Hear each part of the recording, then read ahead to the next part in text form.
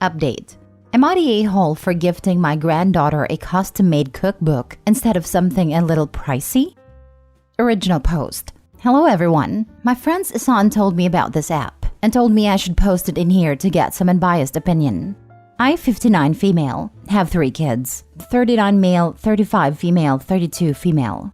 My husband died 10 years ago, and from then on I have been on my own. I live in a small townhouse. I am not poor, but I am comfortable with my living situation.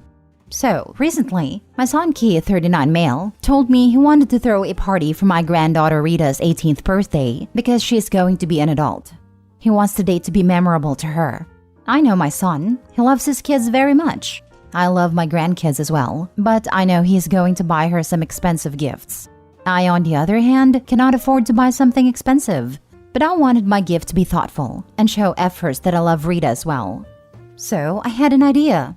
I have been a home cook for more than 30 years. I used to work in a restaurant before, and then moved on to having my own catering business in my early years. I loved creating new recipes and altering the old ones to my own. So, I had an idea to make a compilation of some of my signature recipes and make them into a book. I wrote down 20 recipes in my computer, and with the help of some grateful people, I was able to print them out. I then had another idea to make the recipes into a cookbook. So, I went on a publication house and told them to make a cookbook that looks like an ancient book, except it will contain recipes. I did that because 1. Rita has a passion for cooking. She wants to go to culinary school and hope to open her own restaurant chain. 2. Rita also likes things that are like medieval. She is into one of those Lord of the Rings kind of things. So, I thought it was a thoughtful gift for my lovely granddaughter. When the day arrived, I packed it up along with her favorite cookies. When it was time to open the presents, she got a lot of stuff. And when it's time for mine, I was happy. She opened it and gasped. I explained it to her that the book contains all the signature recipes I have made over the years. I don't want her to have it.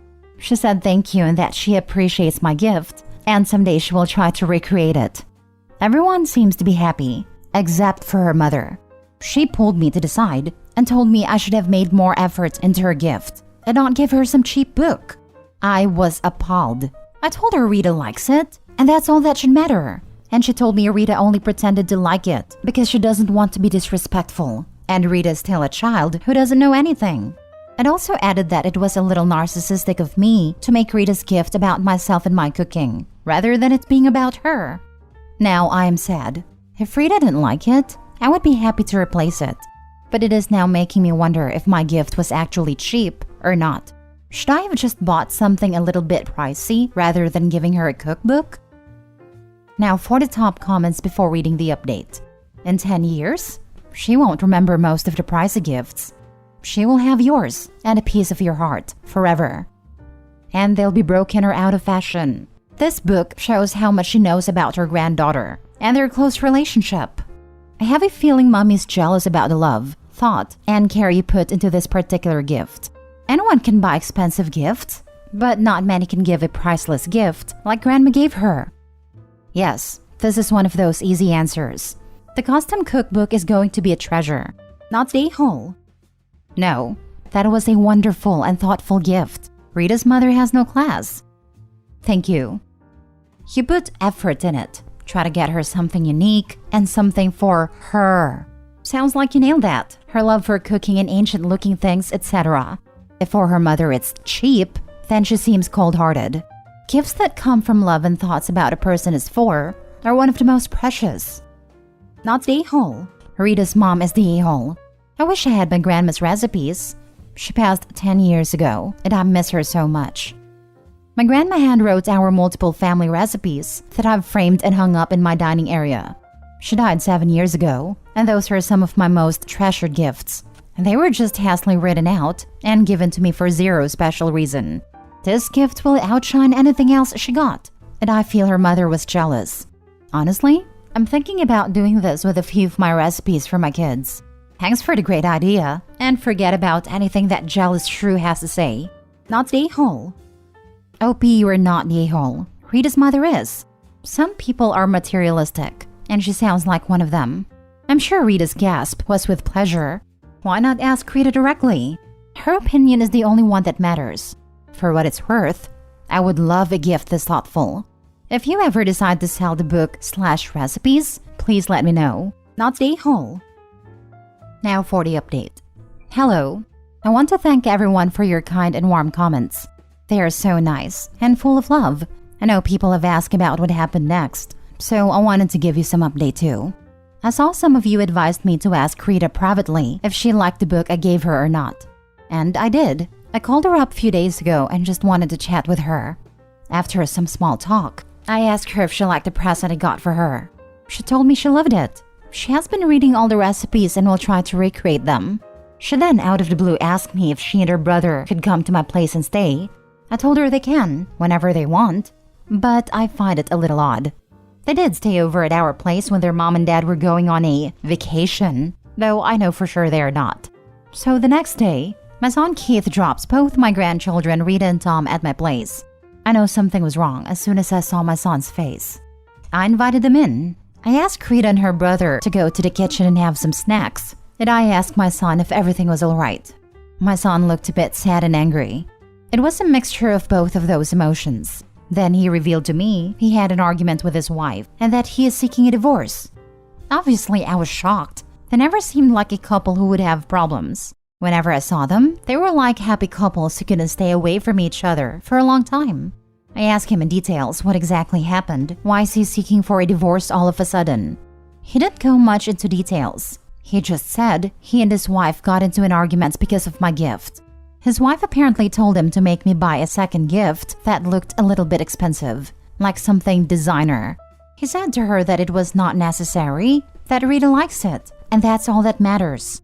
They then got into a significant altercation over this. My son confessed that he has been unhappy in his marriage for a long time.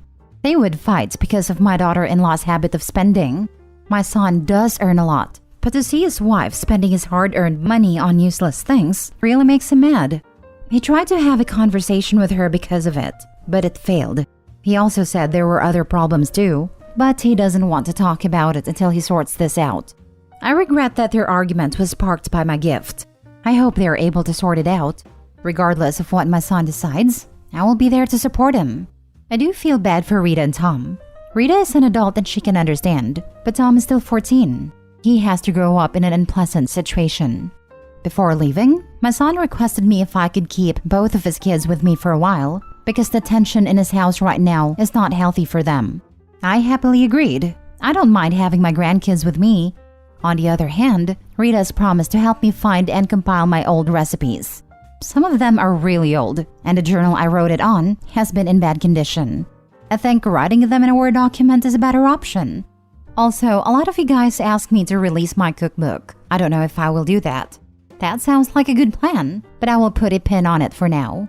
I have a lot on my plate right now. The gift was truly a blessing in disguise for the son. That daughter-in-law sounds too materialistic. I agree.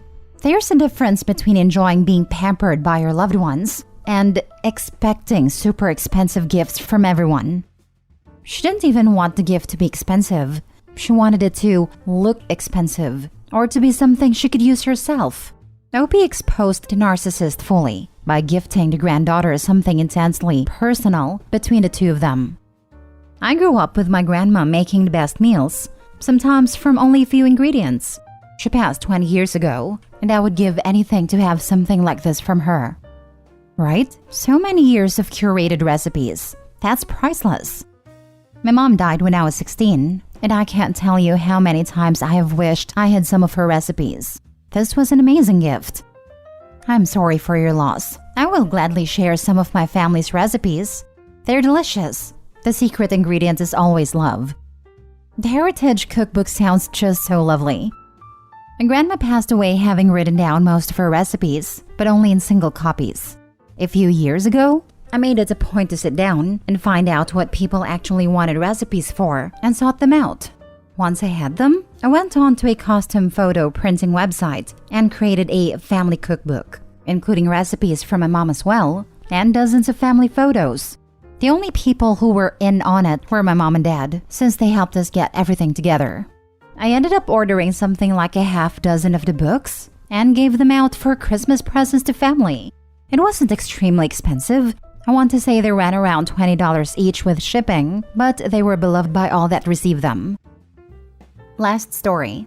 Am I the a-hole for screaming at my stepmom that I don't want her stupid family heirloom and to give it to her own daughter? My dad married Lucy when I was 8. My dad and Lucy met at a support group for grieving widows and widowers, and they were dating almost immediately after meeting, which was 6 months after my mom died and 11 months after Lucy's first husband died. Lucy has a daughter, Macy, who was 7 when her mom married my dad. Macy and I never got along. We are toxic together. Pretty sure the reason is we were 2 grieving kids who lost a parent, struggling with the loss of said parent, and then our surviving parent marries the others. And suddenly the step-parent is being over pushy and calling us their kid, and we're not getting what we need from our actual parent. Lucy was especially bad. She called me her daughter before they were officially married, and she told me years ago that she was saving her engagement ring from her first marriage for me, which was a family heirloom her parents gave her first husband. I told her that I didn't want it, and she ignored me. She even ignored her own parents, saying they wanted Macy to have it and not me. She was offended they would treat me as less of a grandkid.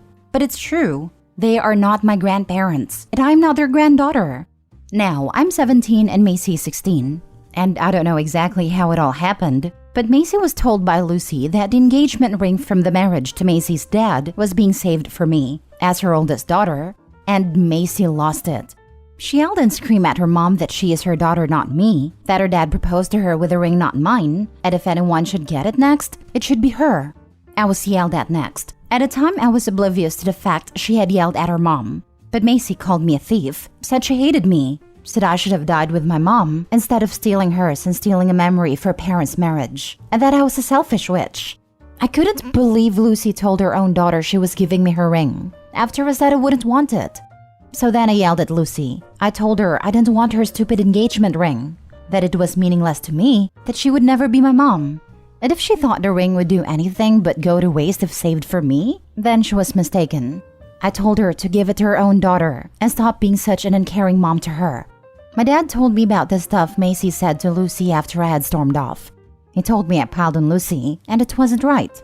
He asked me why I had to be so angry about the ring, and I told him nobody but Lucy wants me to have it, and I'm seen as selfish when I don't want the damn thing, and told her as much. He said I owed Lucy an apology and to give her as my mom a chance, because he's tired of us being a fractured family. He also told me I was a real a-hole to Lucy.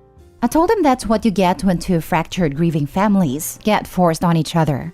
Am I the a-hole? Now for the comments. Ironic that this ring is the one thing you and Macy can finally agree on. The enemy of my enemy is my friend, not the a-hole. Yep, but I can blame her for being angry at me too. Her mom is focused so much on me that she wasn't there for her when she needed her to be. I just hate that I am now the bad guy when I never ever wanted or accepted a ring. I do mildly feel sorry for Lucy and your dad. It must be really hard when your kids don't get along. But as you yourself rightly say, you can't force people to bond, especially when you're both grieving, etc. And yeah, I feel for Macy too after reading what you just added. I get what the 2 parents were trying to do, and why, and how hard it can be. But man, they need to let it go and allow the 2 of you to coexist neutrally rather than try to force closeness. Yes, I know it bothers them that we also don't really care for the spouse either. Lucy's not someone I would go to with a problem nor particularly care for, and Macy feels the same way about my dad. They tried to make a family, but it was always a name only. Like I say, ironically, this could bring you and Macy closer at last. The enemy of my enemy is my friend.